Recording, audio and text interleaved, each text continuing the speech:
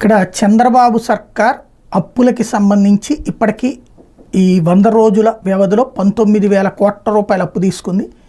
రాబోయే 3 నెలల్లో మరో 12,000 కోట్ల రూపాయల అప్పు తీసుకోవడానికి రిజర్వ్ బ్యాంక్కి షెడ్యూల్ ఇచ్చేసింది. అంటే ప్రతి మంగళవారం అప్పు తీసుకుంటారు. ఈ నెక్స్ట్ మంగళవారానికి 3,000 కోట్ల రూపాయలు, ఆ తర్వాత మంగళవారానికి 3,000 కోట్ల రూపాయలు, ఇట్లాగా ఇది 3/9/2024 4,000 కోట్ల తర్వాత ఈ 3 వారాల నుంచి తీసుకోలేదు. ఇప్పుడు మళ్ళీ 1/10/2024 తీసుకోబోతున్నారు. మళ్ళీ 29/10/2024 తీసుకోబోతున్నారు. 3/12/2024 31/12/2024 3,000 కోట్ల రూపాయలు చొప్పున తీసుకోబోతున్నారు. అదొక 4/3/12. అట్లాగే రేపు అదే మొన్న తీసుకున్నది 4,000 పోతే ఈ 12,000 కోట్ల రూపాయలు 19/2/21 31,000 కోట్ల రూపాయలు అప్పు డిసెంబర్ నాటికి అవబోతోంది. అయితే అప్పు తప్పని నేను చెప్పను, మొదటి నుంచి చెప్తూ వచ్చాను.